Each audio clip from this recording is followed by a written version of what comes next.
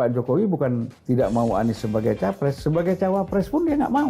Jadi satu kesalahan besar yang dilakukan oleh Surya Paloh ketika dia mengatakan, ya Tuhan kutuklah kami.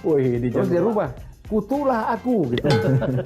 Cepat atau lambat kutukan ini akan terwujud. Oleh karena itu saya mengharapkan kawan-kawan Nasdem yang belum terlambat supaya jangan kena kutuk keluar dari sekarang.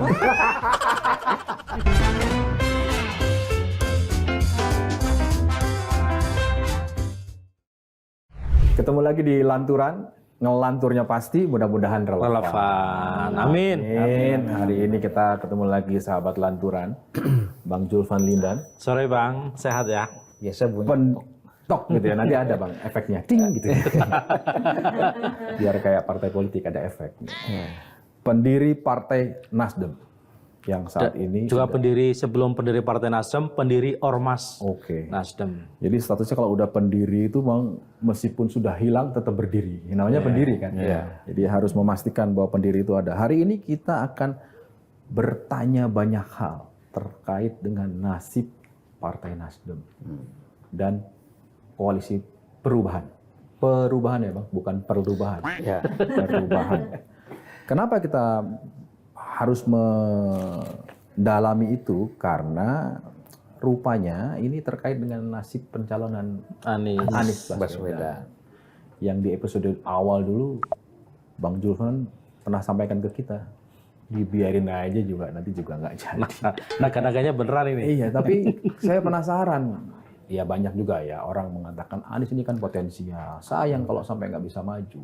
Tapi gimana Bang Julvan melihatnya? Sepertinya betul ini Bang, nggak bisa maju juga ini Bang. Ya saya lihat begini, pertama kan kita lihat Anies ini terlalu bersemangat. Jadi kalau kita bilang syahwat politik kan, kepingin cepat-cepat dideklarasikan oleh Nasdem. Bertemu dengan syahwatnya Surya Paloh, juga ingin mendeklarasikan Anies karena ada kekhawatiran-kekhawatiran yang sudah pernah kita bahas. Tapi kan tidak dikaji, tidak dipelajari begitu. Problem apa yang ada dalam diri Anies, yang dialami oleh Anies, problem yang dialami oleh Nasdem kan gitu. Nah dalam perjalanan kita melihat speed yang paling tinggi dukungan terhadap Anies di internal Nasdem itu adalah melalui Ahmad Ali. Ahmad Ali, Wakil Ketua. Inilah yang paling bersemangat, pokoknya harus kita mendeklarasikan Anies secepatnya sebagai capres dari Nasdem. Dan tentu ada rasionalitas politiknya kan? Ya, memang ada. Ya, artinya kan melihat figur dia ya yang begitu populer. Walau waktu itu kita kan belum bicara elektabilitas, ya kan, baru bicara popularitas. Nah, jadi Anies cukup populer sebagai gubernur DKI, nah, sehingga dianggap oleh elit Nasdem ini sangat pantas untuk dideklarasikan, untuk didukung, bukan deklarasikan, untuk didukung. Ya. Nah, yang selalu bersemangat kalau dalam forum-forum Nasdem itu membicarakan soal Anies itu adalah Ahmad Ali. Lalu ada Sugeng Suparwoto misalnya, juga cukup bersemangat ya, tapi Sugeng ini kan nempel-nempel aja. Nanti kalau udah jadi dia paling depan. Nah, Sugeng tuh modelnya gitu. Ahmad Ali dulu misalnya kan. Nah, nanti kalau udah mantap baru dia yang di depan. Ahmad Ali yang tinggal. Itu polanya Sugeng tuh sering seperti itu. Nempel-nempel. Nah, nempel dulu dia pertama. Lama-lama sobek dia baru yang jahit di depan. Tapi di politik kan biasa nempel-nempel gitu kan. Ada di belakang, kalau lagi diwawancara ketumnya ada di belakang gitu kan. Ya biasa kalau sama orang lain, tapi sesama partai nggak bagus lah. Kan gitu. Sesama kawan nggak boleh. Ya kan. Kalau kepada lawan politik oke aja gitu. Nah jadi kalau kita lihat ini internal Nasdem pun juga nggak solid. Tidak solid kalau saya baca. Ini waktu pencalonan sekarang ini juga. Sekarang. Kalau yang kemarin kan kita udah nggak usah bicara lagi. Kita bicara yang sekarang. Yang hari ini. Nah, kan kita lihat selalu apapun acara Anies Baswedan beberapa bulan yang lalu itu yang lead di depan itu kan Ahmad Ali. Ya, selalu yang bicara, yang menjelaskan, yang mendampingi semuanya. Tetapi kan beberapa bulan terakhir ke sini Ahmad Ali itu hanya ikut acara-acara kalau ke daerah. Tapi lobby-lobby dengan PKS, lobby-lobby dengan Demokrat, itu Ahmad Ali tidak pernah hadir. Kan lain kalau wakil ketua umum yang hadir di sana ada sekjen, di sini ada wakil ketua umum. Jangan levelnya diturunkan. Sekjen bukan, ketua umum bukan, wakil ketua umum bukan, Sugeng dan Willy misalnya. Ini kan dua-duanya di dalam Nasdem kan bukan bukan posisi strategis lah ya. Bukan posisi strategis karena ya dekat sama Bang Surya aja. Dekat Bang Surya mungkin ya kadang-kadang SP ini kan menugaskan orang yang mana dia cocok aja. Dia tidak lihat juga kapasitasnya, kemampuannya seperti apa. Yang penting ini orang cocok, loyal, ya kan, kepada dia gitu. Itu tidak salah. Ya. Tapi kan antara kesesuaian antara loyalitas dengan kemampuan ya yang bisa digunakan secara optimal untuk melakukan lobby itu kan juga harus dipertimbangkan. Bang, balik lagi ke soal ketidaksolidan di internal Nasdem. Itu selain soal apakah ketika di pertemuan-pertemuan misalnya antara tim 8 dengan 3 partai ini Ahmad Ali tidak hadir misalnya, itu menjadi salah satu indikator bahwa memang di internal sendiri sepertinya nggak solid-solid amat nih Nasdem ini soal Anies. Loh, iya kan kalau kita bicara kalau SP nggak bisa kan wakil ketua umum kan harusnya atau artinya bisa dikatakan SP nggak percaya sama ya bisa jadi. Ahmad Kenapa? Ali. Artinya ada kekhawatiran terhadap Ahmad Ali bahwa mungkin Ahmad Ali dianggap nanti apakah bisa saja nanti tidak bisa berjalan bersama-sama dengan dua partai yang lain. Padahal saya tahu betul lah Ahmad Ali ini kan dengan PKS sangat dekat.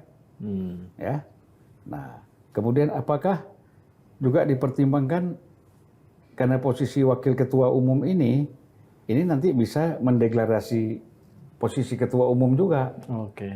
Banyak macam-macam kekhawatiran. Jadi ancaman. Jadi macam-macam kekhawatiran. Dan selain itu, SP ini kan percaya kepada orang-orang yang ada di dalam Nasdem itu yang dekat dengan Prananda Paloh. Oke. Oh, Putra. Putra. Ali ini tidak dekat dengan Prananda Paloh. Kemudian yang namanya Gus Coy juga tidak dekat. Yang dekat kan Sugeng, Willy, ini kan jadi ya nggak salah juga mendengar anak ya. Anak karena kan dianggap nggak mungkin bohongin orang tuanya ya. Nah, jadi yang dipercaya ya teman-teman dekat anak lah kan gitu. Nah, apakah secara politik ini bisa diterima atau tidak itu wallahu alam kan gitu. Saya yang tadi ketidakhadiran wakil ketua umum Pak Ahmad Ali ini di beberapa kali pertemuan penting dengan Anies Baswedan itu indikasi bahwa makin turunnya dukungan atau keseriusan Nasdem mengusung Anies atau seperti apa? Atau memang lebih dilihat dari problem internal aja? Ya problem internal aja. Problem internal. Tapi dampaknya terhadap pencalonan Anies? Ya, artinya begini, kan ada dua sisi yang memang tidak ketemu ya. Nah, misalnya ini lobby ke koalisi, ini bicara koalisi, ini bicara program ke daerah-daerah. Ini kan nggak sinkron nih.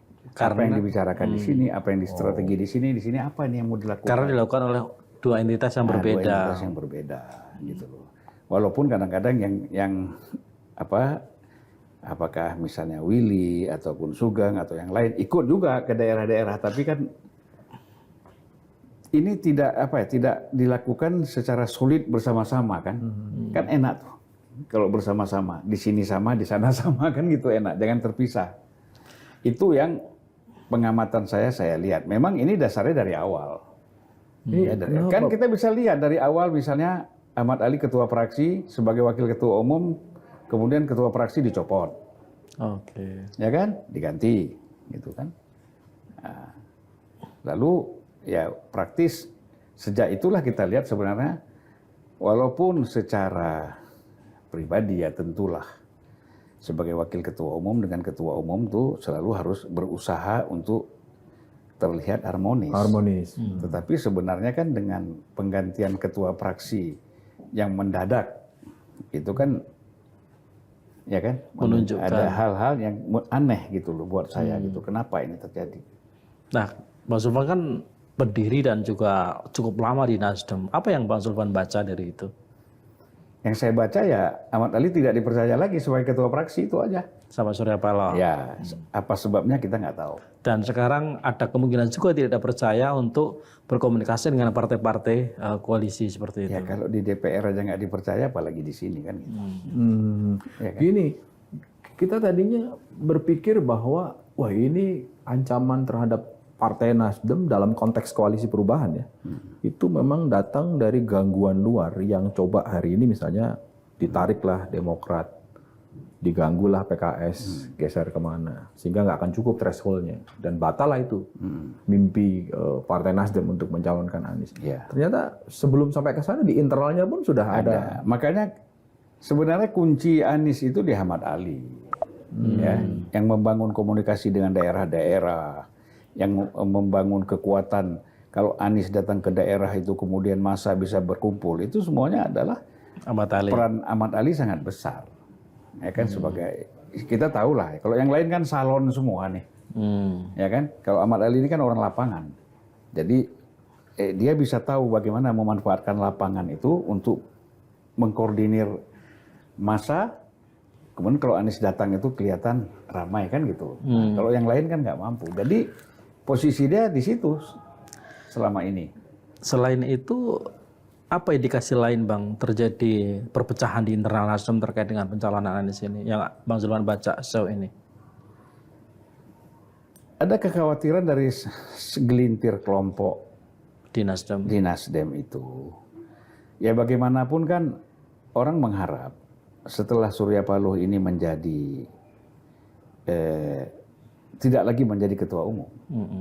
Ya itu kan tentu harapannya kan dilanjutkan oleh Prananda Paloh. Ya, putra mahkota. Nah, putra mahkota. Nah, sebahagian senior-senior itu terus terang saja mengharapkan itu bisa terwujud. Nah, tetapi kan sebagian kawan-kawan juga menginginkan ya jangan dulu lah, kasih Ahmad Ali dulu lah. Oke. Ya kan, gitu. Seperti saya, karena lebih cocok Ahmad Ali dulu lah. Transisi kan gitu, jangan langsung gitu. Transisi dulu Ahmad Ali, kemudian siapa lagi? Ada Gus Coy melihat mungkin begitu, ada termasuk Hermawi Taslim ya kawan-kawan yang sudah lama di dalam Nasdem ini melihat cobalah kita transisi dulu.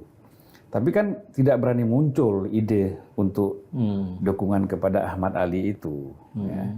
Nah sehingga ini kan ada kecurigaan, wah ini kalau gitu Ali jangan kita kasih peran yang besar nih, bahaya juga ini, ya kan, bisa nikung ini. Nah, kira-kira begitulah Pan. Ini kan namanya persepsi politik. Kalau dilihat dari bahasa dan analisanya Bang Zulfan ini, de jure-nya udah nggak di Nasdem, tapi de facto-nya masih di Nasdem kayaknya. Hatinya masih di Nasdem ya. Dan ya wajar kan Bang, karena pendiri kan Bang. Iya. Apalagi makanya saya bertanya nasib berikutnya ini kan. Jangan salah Mas Yogi, meskipun udah di Nasdem, orang-orang Nasdem yang banyak yang telepon Mas Zulfan update laporan. Inilah. Artinya kalau de facto masih di Nasdem kan masih punya akses gitu kan. Dan masih punya harapan memberikan masukan. Nah pertanyaannya kan sekarang, kemana ini Nasdem ini? Kalau saya melihat lebih serius lagi nih, kalau katakanlah batal karena threshold nggak mencukupi, kemana Nasdem? Kan harus terus berjalan karena bicara legislatif juga nggak mungkin lepas dari pilpres. Dia mau terus mencalonkan. Karena kalau nggak pemilu depan dia nggak boleh mencalonkan. Ya artinya begini. Kalau kita lihat tiga partai ini, koalisi tiga partai yang mendukung Anies sekarang ini kan sekarang udah makin nggak jelas. Oke. Iya kan, makin nggak jelas. Artinya kita lihat ada pertemuan Sekjen PDIP dengan Sekjen Demokrat. Dan itu kan bukan pertemuan main-main, itu pasti pertemuan serius. Artinya Sekjen PDIP pasti restu Megawati, itu nggak mungkin. Tidak berani, apalagi dengan Demokrat, yang kita tahu bagaimana hubungannya kan. Ya, Bapak dan Ibu itu ya. Nah, mungkin tanpa persetujuan Ibu Mega. Di sana juga Rifki sebagai Sekjen Demokrat tidak mungkin tanpa restu SBY dan AHY untuk ketemu. Jadi itu sudah sangat serius, ya kan. Nah oleh karena itu perselisihan polemik antara Ahmad Ali dengan siapa ketua Bapilunya Andi Arief dengan Ahmad Ali, itu kan percikan-percikan kecil aja. Sebenarnya di dalam sudah ada upaya untuk memang ingin lepas gitu loh. Demokratnya. Ya. Ya kan? Ya, bahkan udah terucap kok itu kan. Akan mengevaluasi dukungan kepada Anies dari Demokrat. Ya. Jika sampai Juni tidak deklarasi. Ya, 20 Juni kalau nggak salah. Ya karena kan tentulah Demokrat pasti tersinggung ya. Nggak mungkin nggak tersinggung. Karena selalu ucapan-ucapannya misalnya Ahmad Ali mengatakan kita dengan Hovifah. Gus Coy mengatakan kita kalau dengan ada calon kita adalah Hovifah dan Yeni Wahid misalnya. Tapi tidak ada nama AHY disebut. Bahkan Gus Coy terakhir mengatakan ya kalau kita terpaksa apa boleh buat ya dengan AHY. Ini kan sebenarnya aspek pilihan terakhir. Ini penghinaan kan. Sebenarnya kan gitu. Secara etik kan bagaimana nih teman berkoalisi ini seperti ini. Nggak boleh gitu ngomong kayak begitu ya kan. Sebut aja tiga-tiganya. Ada Hovifah, ada AHY, ada siapa si anak Gus Dur ini? Yeni. Kan sebut aja ada AHY di situ. Bang, sebenarnya kenapa sih Nasdem ini sepertinya nggak happy misalnya atau nggak mau AHY jadi wapresnya Anies? Ya pertama diangkat kapasitasnya, kemampuannya, ya kan? Dilihat memang belum pantas untuk menjadi wapres. Atau lebih tepatnya kenapa kelihatannya SP nggak mau AHY jadi cawapresnya Anies? Nah itu tadi kan gitu, kita lihat dari segi AHY-nya ada kapasitas, kemampuan, itu satu. Kemudian memang ada perbedaan yang tajam juga pengalaman masa lalu antara SBY dengan SP. Ya. Ini kan sebenarnya ada satu kasus hukum yang dihadapi oleh SP pada masa SBY kan, dan itu sempat diganggu oleh SBY tapi kemudian selesai kan gitu. Mungkin, apa itu bang? Apa itu? Kalau nggak salah itu kasus pembelian hotel yang di Medan itu. Tiara, Hotel Tiara. Tapi kan itu udah selesai secara hukum ya kan. Nah selesainya sampai mana kita belum tahu. Kasus hukum di Indonesia ini selesai tapi bisa muncul lagi kan. Artinya bisa dikatakan ada kita asumsikan nih SP masih ada agak sakit hati dengan SBY karena dulu pernah diperkarakan. Ada luka yang belum sembuh. Ya pertemuan senyum itu tetap berjalan tapi kan tidak mudah melupakan sesuatu yang menyakitkan kan gitu. Istimewa. Pertemuan Cipika-Cipiki ternyata lukanya luka dalam. Cipika-Cipiki kan di pipi doang. Akan muncul. Ada persoalan yang disimpan di dalam. Nah ini kadang-kadang dalam situasi seperti ini dia keluar. Abang sebagai pendiri sedih nggak bang lihat kondisi Partai Nasdem sekarang bang? Berat ini, koalisi nggak jadi, mau ikut ke kubu Prabowo juga masih ada ganjalan besar dari istana. Pak Jokowi belum selesai sepertinya. Pak Jokowi sepertinya kemarahannya bukannya makin turun, tapi makin tinggi. Ya karena begini. Kepada Partai Nasdem ini. Sebenarnya Pak Jokowi ini kan tadi menganggap biasa-biasa aja. Ya kan, udahlah. Sudah mencalonkan Anies kan? Ya. Nah, silakan lanjut. Gitu. Dan saya tidak setuju kan, jalan aja. Tetapi saya juga mempunyai sikap dong. Masa Anda saja bersikap? Anda bersikap tidak mau sepakat dengan saya. Saya juga bersikap tidak sepakat dengan Anda. Misalnya apa? Tidak diundang pertemuan di koalisi Batu di DPP PAN. Oke lah, karena alasannya di luar negeri. Kemudian tidak diundang juga pada saat di istana. Di situ yang Surya Paloh bereaksi kan agak sedikit marah, ya kan? Wah, tidak diundang, tidak apa-apa segala macam lah gitu kan. Nah, ini kan terus ditambah lagi dengan pengurus-pengurus Nasdem yang lain. Bahasanya juga agak sedikit menghantam Pak Jokowi ini. Mengkritik dengan keras Pak Jokowi, gitu kan.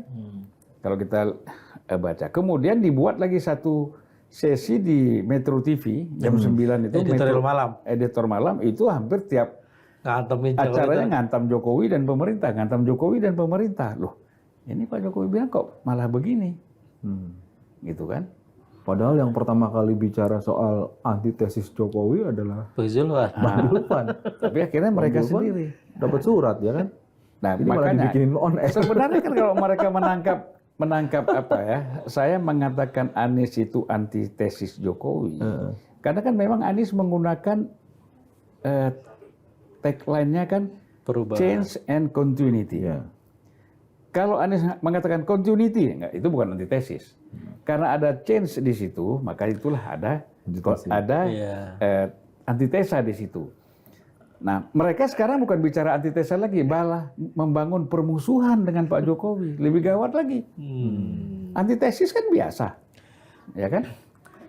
Jadi kalau Bang Sulpan lihat itu ancaman-ancaman dalam tanda kutip ya yang dilontarkan oleh elit-elit Demokrat itu serius berarti itu, Bang. Kalau misalnya AHY tidak segera deklarasikan, misalnya mereka akan pindah keluar dari tapi saya kira sekarang udah nasi sudah menjadi bubur lah. Sekarang pun kalau sudah ketemu dengan PDIP ya, kemudian sudah friksi yang konflik di media terbuka, nanti kan yang lain juga sudah masing-masing sudah berbeda ya kan, di daerah juga pandangannya kok begini. Itu menurut saya semakin jauh deklarasi Anies itu sebagai calon presiden, dan AHY pun Demokrat pun sudah hambar. Gimana hambar ya? Udahlah. Hubungannya udah susah lagi ya. Udah susah kan. Orang kan lebih bagus tadinya kita ribut terus kita berkawan, itu lebih mudah. Kalau kita berkawan, ribut susah. Jadi hambar, mau gabung lagi, aduh hambar udah. Ternyata diksi dijegalnya Anies itu bukan dari luar ya, tapi dari internal Partai Nasdem sendiri. Kita bisa menganalogkan begitu kan. Artinya kegagalan, kalau memang betul Anies gagal di deklarasi, kan ternyata kalau dari ini bersumber dari perilaku dan konflik yang ada di dalam. Ini kan semuanya ada problem, ya. Misalnya mereka melihat survei Anies terus turun. Ya, kalau nggak salah Kompas terakhir 19. Ada juga yang mengatakan 16. Itu kan terus menurun. Nah tentu kan partai-partai ini kan berpikir bahwa ini bagaimana kalau menurun terus? Apakah kita bertahan tetap mendukung Anies?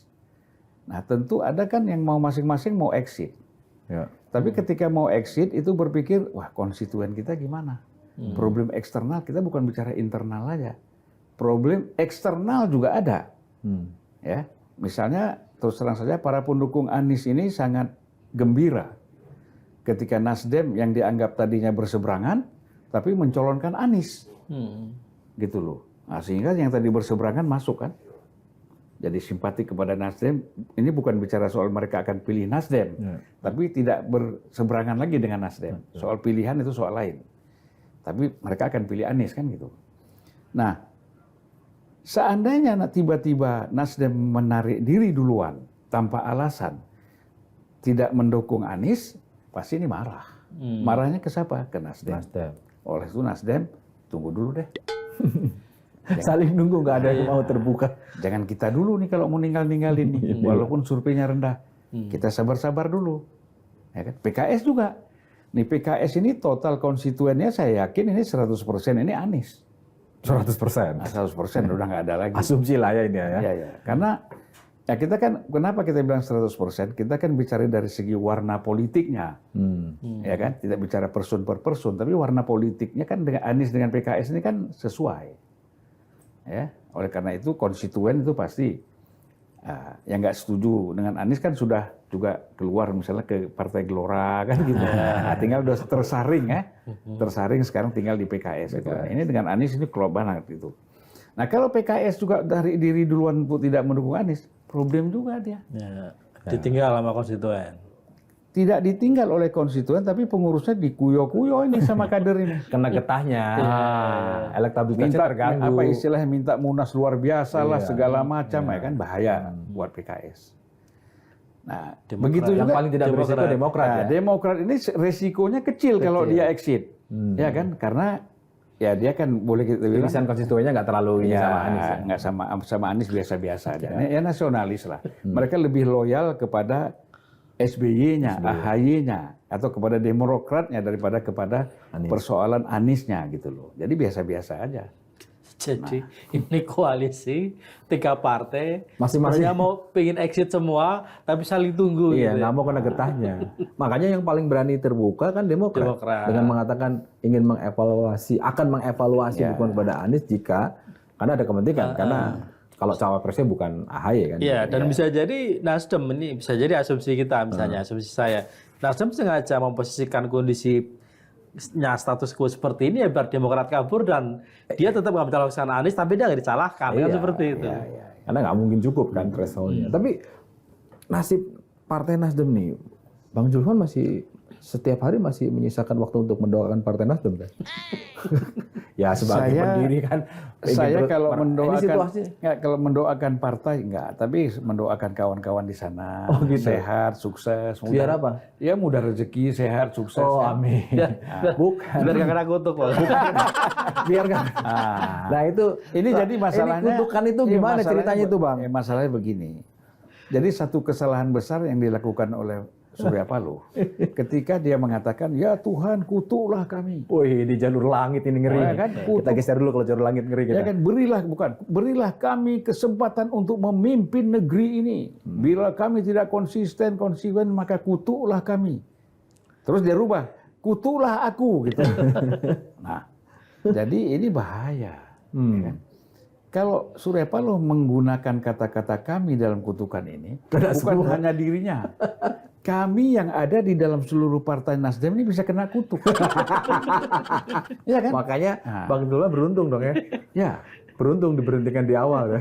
Saya nggak mau kena kutuk. Nah, jadi kalau kita bicara kutukan, ini kan bahaya. Iya. Nah, jadi apa yang dialami ini sebenarnya kutukan. Yang sekarang sedang terjadi. Ya.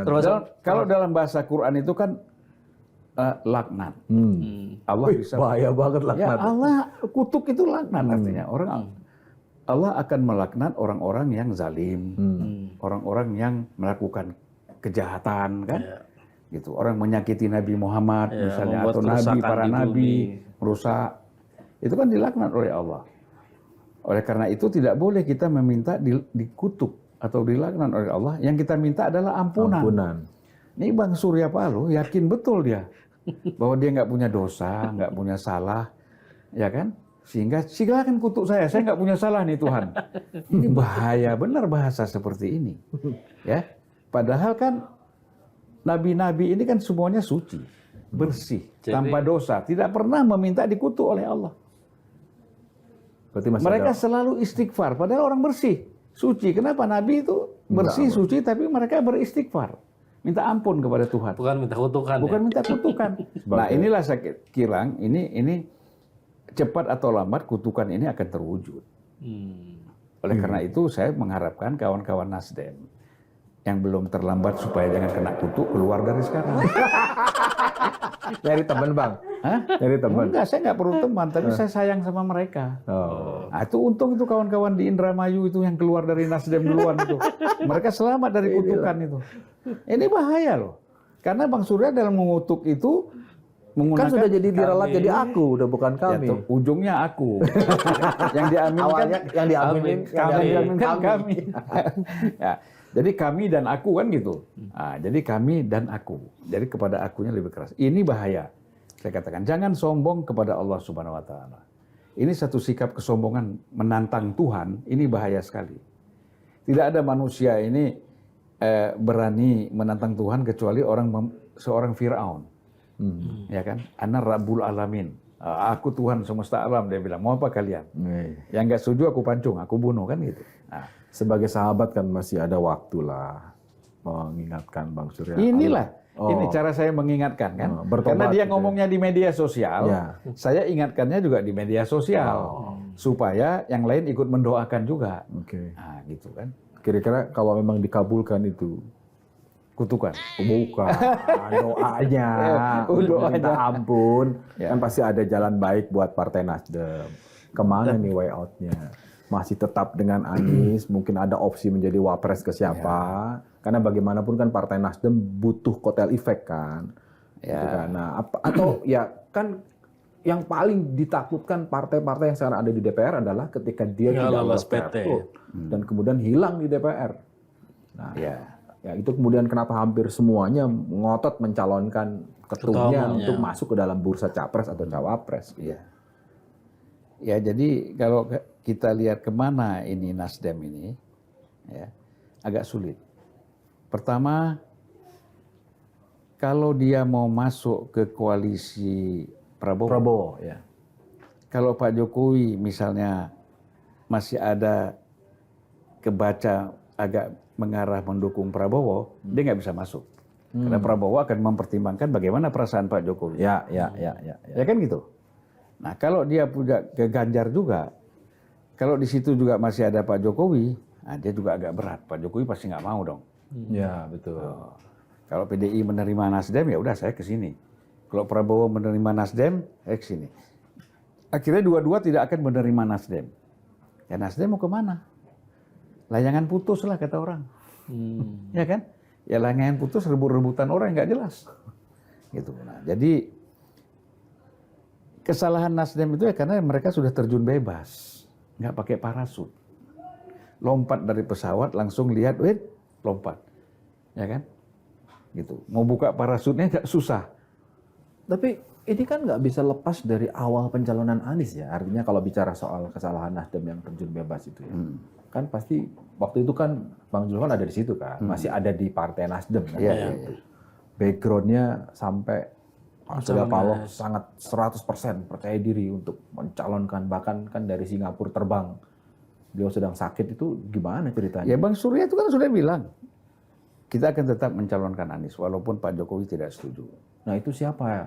Itu kan karena dia bilang, Jangan-jangan abang juga yang enggak, karena dia bilang Anies itu kader kita, deklarator kita, anaknya cerdas, pintar, segala macam, berwibawa, macam-macam lah. Nggak ada, pokoknya maksum. Maksum. Anies ini maksum. Sempurna, ya. Dalam istilah NU kan gitu. Ya kan, sulit dicari kesalahan-kesalahannya. Terus dalam bersama TNI ditunjuk aku gitu. Ya tapi kan itu satu hal. Pasti ada faktor juga. Apakah ada tokoh-tokoh di belakang itu yang membuat Ya pastilah, mungkin menurut pertama Bang begini, ini kan pembicaraan ada provok juga ke Bang Surya Paloh bahwa seolah-olah KPK ini nanti akan cepat. Ini adu cepat.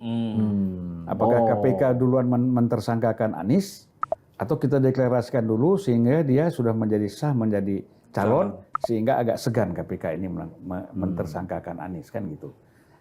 Nah ini kalau kita bicara siapa sih tokoh yang paling bersemangat, tokoh-tokoh senior yang paling bersemangat yang mensupport Anies, ya di situ ada Yusuf Kalla. Di situ ada namanya SBY dan perangkat-perangkat di bawahnya kan. Pasti itulah Pak Surya Paloh mendengar juga pandangan-pandangan mereka ini sehingga ya udah kita deklarasikan aja. Oh itu yang membuat kenapa kemudian lebih cepat dari jadwal yang seharusnya kalau nggak salah November. Kalau nggak salah, kalau rencana kan 10 November. Karena berkaitan dengan 11 November itu ulang tahun Nasdem. Ya di situ. Jadi memang bahwa itu akan memancing atau menimbulkan reaksi negatif dari Pak Jokowi itu sudah disadari ya oleh Udah sadar. Sudah dihitung berarti. Sudah dihitung ya. Tapi dia tidak menyangka bahwa efeknya marahnya Pak Jokowi itu serius sampai seperti ini. Sehingga muncullah diksi dijegal gitu kan, belakangan bergerak karena memang ada upaya dari. Nah, ditambah lagi setelah tidak diundang ke istana makin kencang itu kritik. Ditambah lagi di Metro Malam jam 9 itu habis-habisan Pak Jokowi jadi tapi di situ. Jadi bulan-bulanan makin jadilah ini. Tapi emang dari awal solid nggak sih Bang sebenarnya atau satu suara nggak sebenarnya di elit-elit Nasdem ini ketika memilih akan mendeklarasikan Anies itu? Oh enggak dong, Pak Siswono misalnya enggak setuju. Pak Enggar ya. Pak Enggar, Pak termasuk Enggar. Reri juga setengah hati, ya kan. Termasuk Sekjen Joni Plate juga itu saya yakin lah. Awalnya enggak. Awalnya setengah hati kan gitu. Nah, jadi kalau kita lihat dari segi yang enggak setuju ya banyak gitu, ya kan. Nah tapi kan karena ini sudah otoritas ketua umum, ya diberikan otoritas kepada ketua umum ya udah semuanya ikut. Oke lah, sampai di situ, tapi berikutnya mau kemana nih? Mau masih terus melepas, masih terus dengan Anies, apapun opsinya, Nasdem. Nah terus siapa kemudian yang akan menentukan ini? Masih Pak Surya Paloh atau kalau lihat tadi ada faksinya makin keras kan rasanya makin sulit. Artinya di saat kita butuh soliditas justru kemudian kebelah. Ini sebenarnya yang masih cukup serius ya untuk menjual Anies ini kemana-mana itu kan Yusuf Kalla. Ya, Yusuf Kalla. Artinya Yusuf Kalla ini akan bisa mengajak Pak Surya Paloh, udahlah Anies ini kalau tidak bisa jadi capres, coba kita tawarkan jadi cawapres. Nah, cawapres itu kan yang paling mungkin dengan Prabowo, nggak mungkin dengan Ganjar. Iya kan? Dengan Prabowo. Nah, berarti apa? Kalau dengan bicara cawapres, Anies menjadi cawapresnya Pak Prabowo, berarti Pak Jokowi tidak ada di Prabowo. Karena kan dari awal nggak mau Anies ya. Nggak mau Anies, kan nggak mungkin kan? Karena Pak Jokowi bukan tidak mau Anies sebagai capres, sebagai cawapres pun dia nggak mau. Sebagai cawapres pun nggak Loh, ya kan yang ditawarkan Bang Surya itu kan cawapres. di awal pembicaraan. Sama dengan Pak Ganjar Jokowi. itu. Bersama Ganjar. Nah, enggak, ini konteksnya artinya munculnya nama Anies sebagai calon pemimpin Indonesia itu dari awal sempat dibahas antara Pak Surya Paloh dengan Pak Jokowi. Iya, Waktu itu disodorkan adalah opsinya adalah cawapres. Kan? cawapres. Itu pun tidak oke. Tidak oke. Tidak di ACC. Nah, Kemudian ada istilah kita tabrak aja gitu ya. tabrak aja. Ngeri. Kan?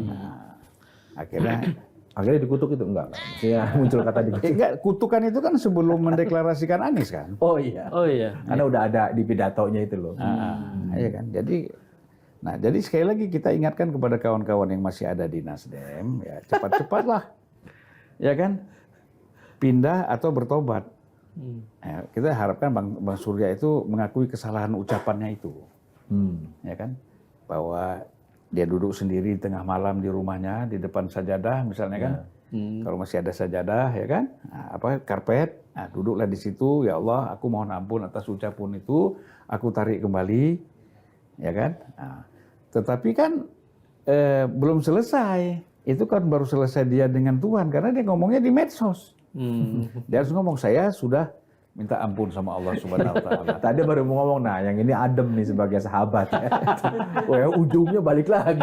Keras banget, Bang. Ya, terus gimana dong? Harus ngomong lagi dong di medsos. Kita ini ngelanturan, ya, meskipun ngelanturnya sesuatu yang sudah disampaikan, sesuatu yang sudah disampaikan. Kalau enggak bagaimana? Dia doa untuk dirinya sementara di sana dia ngomongnya kami. Ya kan? Kami kan berarti untuk yang lain. Nah, berarti kalau kalau gitu pertobatan massal. Nggak cuma sendirian. Nggak, makanya harus di media sosial lagi, diliput lagi. Ini topiknya jadi geser jadi pertobatan. Makanya, loh ini nggak main-main, ini dasar. Ini dasar utama dari segala macam kesalahan-kesalahan terus yang akan maju ke depan. Dasarnya itu adalah minta dikutuk itu. Bang, kalau Jokowi tetap ada di dua kaki ya, katakanlah tetap di kakinya Ganjar, kakinya Prabowo, terus kemana nih Nasdem dan Anies akan berlabuh? Itu tadi yang dibilang kanan kiri susah. Susah.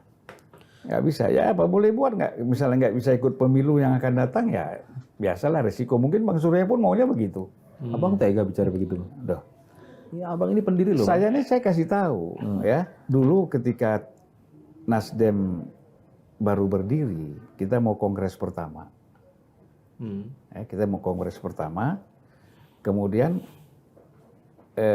di situ sudah terbaca oleh Bang Surya, Haritanu sudah menguasai 18 provinsi di PW.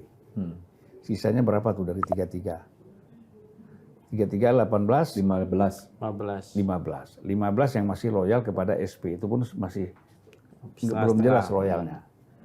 Bang Surya bilang sama saya, ngobrol berdua begini, di satu restoran pagi-pagi, restorannya pun masih tutup. Restoran tutup pun sudah kita datang berdua. Pejuang benar. Ya kan? Jadi kata Bang Surya, Pan, kayaknya abang mau jual Metro TV. Sudah ada yang nawar 2,5 M, kata Bang Surya. 2,5 M, 2,5 T kali Bang. 2,5 miliar. $2,5 miliar. Oh, dolar. Oke. Jangan lagi, kita nih jangan bicara rupiah. Kaget kita. Oh ya. Inilah karena tadi ini omongan masih berupiah. Iya, dolar. Kita kan udah biasa bicara transfer Messi, Ronaldo. Ngeri. Siap. Ya kan? Ya. $2,5 miliar US. Abang mau hidup di Amerika saja. Udahlah. Partai ini kita serahkan kepada Haritanu. Kenapa saya bilang? Lah ya dia sudah kuasai 18 provinsi. Oh, ini sejarah Nasdem ini. Nah, ini nggak ada yang tahu nih, omongan berdua nih. Nah, ini saya buka nih di sini sekarang. Ya kan? Nah, terus dia bilang, terus gimana? Ya udahlah, abang mau hidup di Amerika aja. Biar aja nih, duit kita pun nggak kuat melawan uangnya Haritanu. Dia kan uangnya lebih banyak dari kita, nggak kuat kita bang.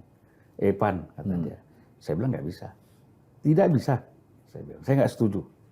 Saya dulu mau mulai bangun usaha setelah dari DPR sini, abang ajak masuk bikin partai, bikin ormas. Sekarang abang mau tinggalin kita semua, nggak bisa. Jadi gimana? Balik ke kantor. Tunjuk saya sebagai existing ketua umum. Ya kan? Informal. Udah. Duduk, rapat, panggil semua. Ada Ferry, Rio, semuanya dipanggil, semua duduk. Ya. Sekarang semuanya, kata Bang Surya, ikut arahan Zulfan Lindat. Saya bilang, ada Irma, Suryani juga semua. Undang Haritanu dan seluruh kawan-kawan, kita bikin pleno. Bikin pleno waktu itu. Ya, pleno Nasdem. Dan saya yang memperingatkan kepada Haritanu, jangan coba-coba mengganggu posisi Ketua Umum Surya Paloh. Partai ini tidak bisa lepas dari kepemimpinan Surya Paloh. Itu sikap kita. Jadi mohon maaf. Ya. Dan Bang Surya tetap menjadi Ketua Umum. Saya tegaskan begitu. Semuanya sepakat. Nah, kemudian kita kongres. Kongres karena sudah sepakat seperti itu, aklamasi. Surya Paloh sebagai Ketua Umum. Nah, jadi dia kalau dalam posisi gitu nanti gampang aja, tinggalin aja kan gitu. Artinya udah ada presiden seperti itu. Nah, gini gitu juga, susah-susah gini lah udah. Iya Bang, artinya kita memang kembali lagi dari awal kan kita ingin tahu ya bagaimana ya, karena bagaimanapun kita melihat kehadiran Nasdem selama paling tidak 10 tahun di era Jokowi ini kan juga punya kontribusi lah. Ya. Sehingga dalam situasi apapun kami melihatnya ya kalau bisa ada Nasdem dengan segala kekurangan dan kelebihannya gitu Bang. Sementara Bang Zulfan kan bilang kita kan ada pepatah begini, rusaknya apa? Susu apa? Sebelanga. Susu Gara-gara nilas titik, gara-gara nilas titik, rusak susu sebelanga. Inilah kebaikan yang sudah dibuat itu kalau tidak dirawat akhirnya menjadi rusak gitu.